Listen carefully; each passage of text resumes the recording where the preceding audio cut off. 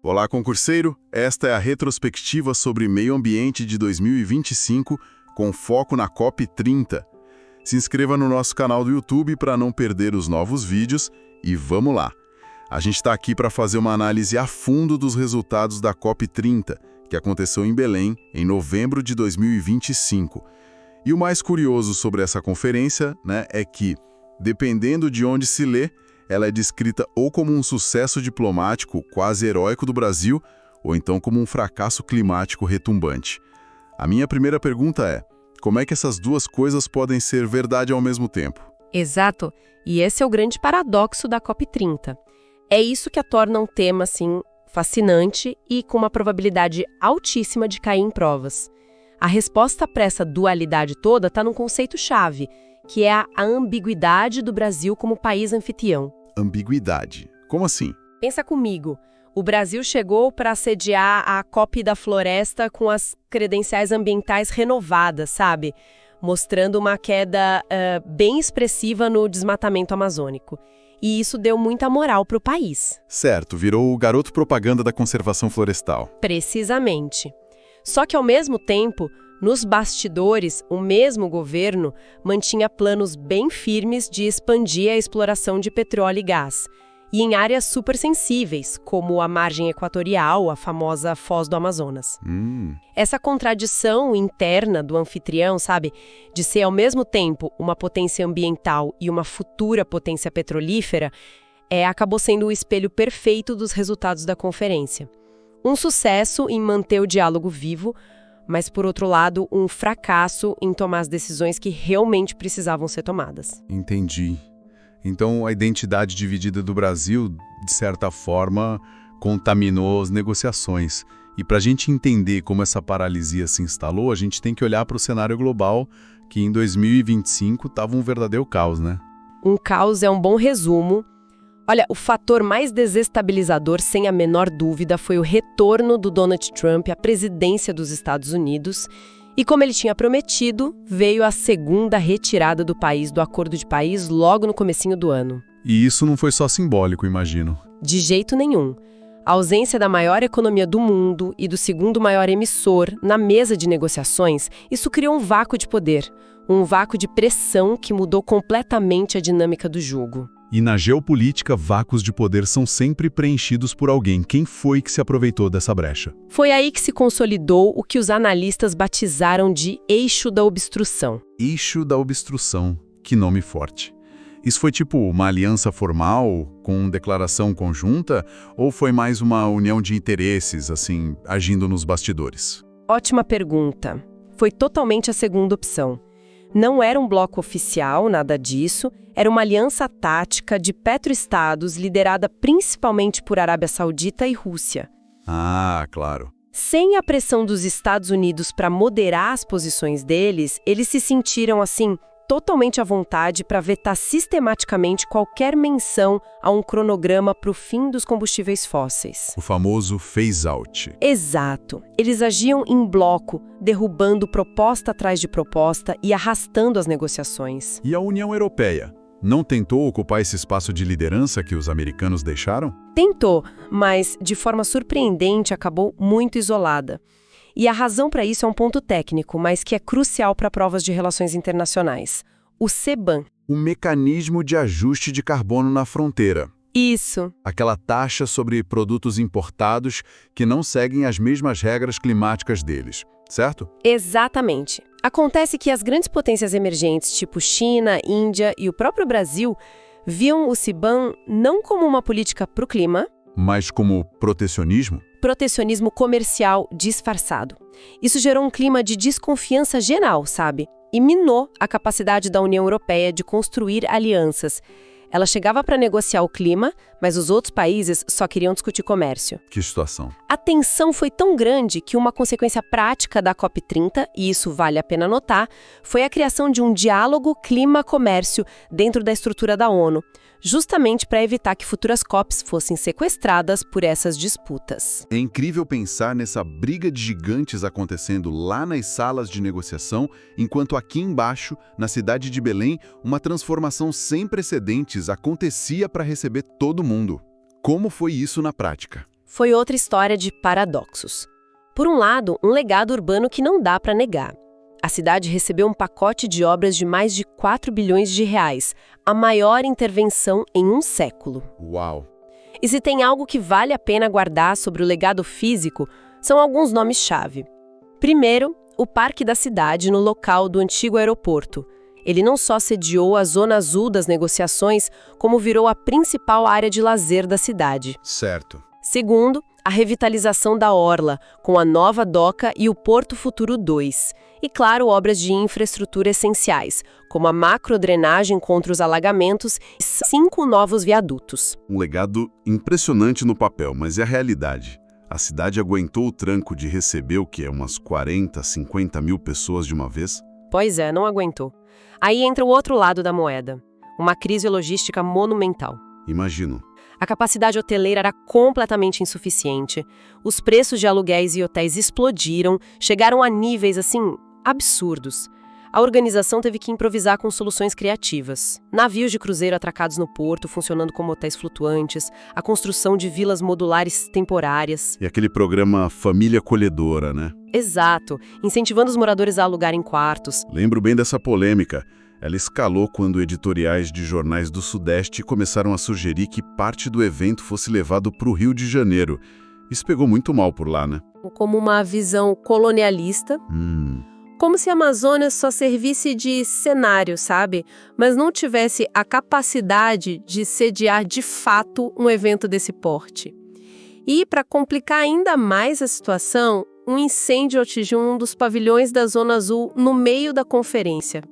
Ninguém se feriu gravemente, mas a imagem do fogo, da fumaça, rodou o mundo e reforçou essa narrativa de improviso e falta de estrutura. Essa tensão toda, tanto a global quanto a local, parece que culminou no ponto mais crítico da conferência, que foi a discussão sobre o futuro dos combustíveis fósseis. Foi aí que o castelo de cartas realmente desmoronou. Foi exatamente aí. Essa era a grande expectativa para a COP30, 10 anos depois de Paris. Um roteiro claro para a eliminação gradual dos combustíveis fósseis. E o resultado foi uma derrota, assim, acachapante. O texto final não tem absolutamente nada sobre isso. Nada. Nada. Na verdade, foi um retrocesso em relação à COP28 em Dubai. Lá, pelo menos, se mencionava a necessidade de uma transição para longe dos fósseis. Em Belém, nem isso. Isso por causa do tal eixo da obstrução. Em grande parte, sim. Eles vetaram qualquer linguagem que fosse vinculante, insistindo que a solução estava em tecnologias de captura e armazenamento de carbono. Tecnologias que ainda nem existem em escala, certo? Exato. A ciência concorda que não resolve o problema. A negociação chegou a um impasse total, estava à beira do colapso. E como a presidência brasileira, como anfitriã, reagiu a esse colapso iminente? Jogou a toalha. Não, e aqui entra a manobra que garantiu o tal sucesso diplomático que a gente falou no começo. Foi uma operação de contenção de danos. Vendo que um acordo por consenso era impossível, a diplomacia brasileira propôs uma solução alternativa: a criação de 2 roteiros voluntários. Voluntários? Isso, operando fora do processo formal da ONU. Um para a transição dos fósseis e outro para o desmatamento. Ah, entendi. É como se a festa oficial tivesse acabado sem música, mas o Brasil chamou os mais animados para um after por fora, para tentar salvar a noite e manter o ritmo. É uma analogia perfeita, foi exatamente isso. Criaram uma via expressa para uma coalizão de vontade de países mais ambiciosos, contornando a paralisia do consenso da ONU. E isso salvou a conferência de um fracasso total. Diplomaticamente, sim. Mas a comunidade científica não comprou a ideia. Cientistas de renome, como o climatologista Carlos Nobre, foram muito duros. Classificaram a omissão sobre os fósseis no texto oficial como uma traição à ciência e afirmaram que, com isso, a meta de 1,5 graus Celsius se tornava fisicamente impossível. Ok, então o plano principal naufragou de forma espetacular. Mas bem tudo foi perdido, certo? O que foi que se salvou dessa confusão toda? Quais foram os avanços concretos? Sim, houve avanços institucionais importantes. O primeiro foi no financiamento para adaptação. Os países finalmente concordaram em triplicar o valor, chegando a 120 bilhões de dólares por ano. Isso é uma boa notícia. Mas o problema, e essa é a letra miúda que sempre cai em prova, foi o prazo. Essa meta só precisa ser atingida a partir de 2035. 2035? Pois é. Para os países insulares e mais vulneráveis que precisam do dinheiro agora, é tarde demais. Entendi. Mas a grande aposta brasileira, a joia da coroa da nossa diplomacia, essa saiu do papel, né?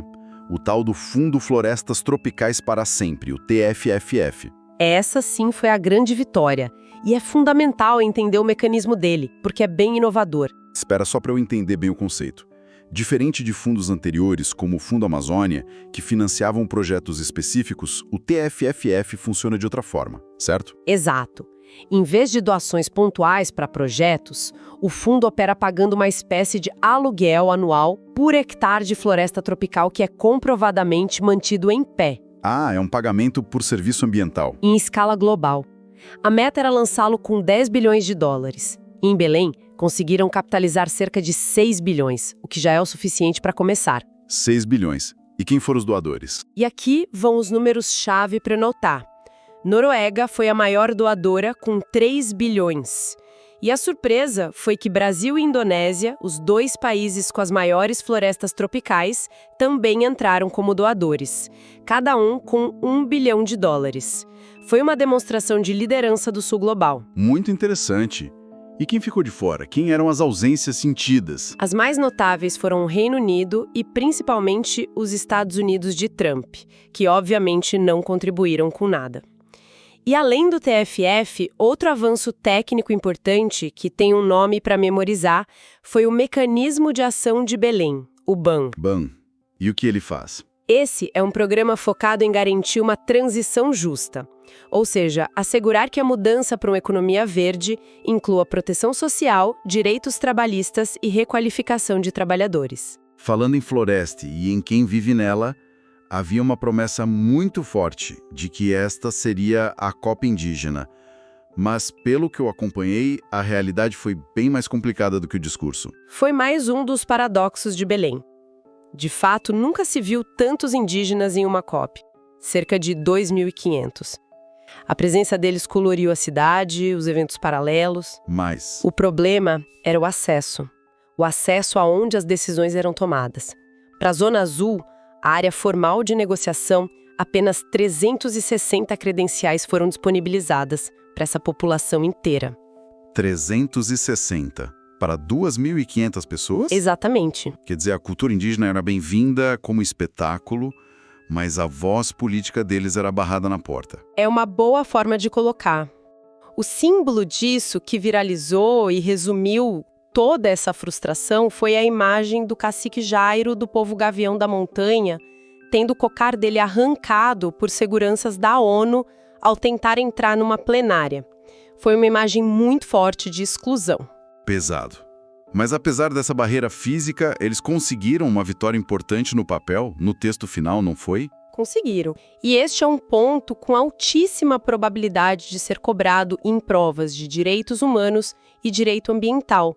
Pela primeira vez na história, uma decisão oficial de COP reconheceu explicitamente os direitos territoriais dos povos indígenas como essenciais para a ação climática. Isso é enorme. Mesmo que essa menção esteja no preâmbulo do documento, que é a parte não vinculante, ela cria um precedente legal poderosíssimo para futuras ações judiciais e para a defesa da demarcação de terras no mundo todo. E nesse contexto, a voz do cacique Raoni foi crucial, né? Ele usou aquela plataforma global para cobrar o governo brasileiro ali na frente de todo mundo. A presença do Raoni foi um dos momentos mais impactantes da COP. Ele usou o tempo de fala dele não para fazer um discurso genérico, mas para cobrar publicamente o presidente Lula sobre a lentidão nas demarcações de terras. E, principalmente, para criticar de forma veemente os planos da Petrobras na foz do Amazonas. Ele expôs a contradição do país anfitrião por o mundo inteiro ouvir. Ufa! Ok. Vamos amarrar tudo isso. Foi uma montanha-russa de informações. Se a gente tivesse que resumir a COP30, qual seria o veredito final? O veredito é o paradoxo com o qual a gente começou. Um sucesso da diplomacia brasileira que, com habilidade e criatividade, evitou o colapso completo do multilateralismo climático, mas, ao mesmo tempo, um fracasso da ambição global que não conseguiu dar a resposta necessária à crise. O sistema sobreviveu, mas saiu da UTI mais fraco e mostrando claramente os seus limites. E para quem está nos ouvindo e se preparando para uma prova, quais seriam os 5 pontos-chave, aqueles que não dá para esquecer de jeito nenhum sobre a COP30? Vamos lá, a síntese final para a prova. Primeiro, o contexto geopolítico adverso, marcado pela retirada dos Estados Unidos de Trump e pela ascensão do eixo da obstrução. Certo. Segundo, o papel ambíguo do Brasil, dividido entre ser potência ambiental e potência petrolífera. Terceiro, a grande falha, que foi a ausência de um acordo para o fim dos combustíveis fósseis. Ok. Quarto, os grandes sucessos institucionais, principalmente o lançamento do fundo TFTF e a criação do Mecanismo de Ação de Belém, o BAM.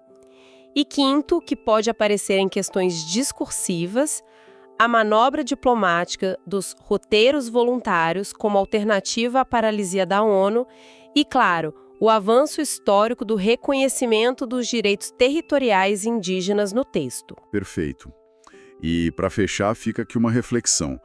Com o fracasso da diplomacia oficial da ONU em banir os fósseis, parece que a verdadeira batalha climática saiu definitivamente das salas de conferência. Ela migrou para as decisões de investimento de grandes corporações, para a velocidade do desenvolvimento tecnológico e para a força da resistência nos territórios. A questão para o futuro é se essas forças externas conseguirão ser mais rápidas que a lenta engrenagem da diplomacia global. Esta análise foi baseada em uma ampla gama de fontes, incluindo relatórios da UNFCCC, The Guardian, Folha de São Paulo, Agência Brasil, Carbon Brief e outros portais de notícias nacionais e internacionais. Não se esqueça de se inscrever no nosso canal do YouTube para mais análises diárias para concursos.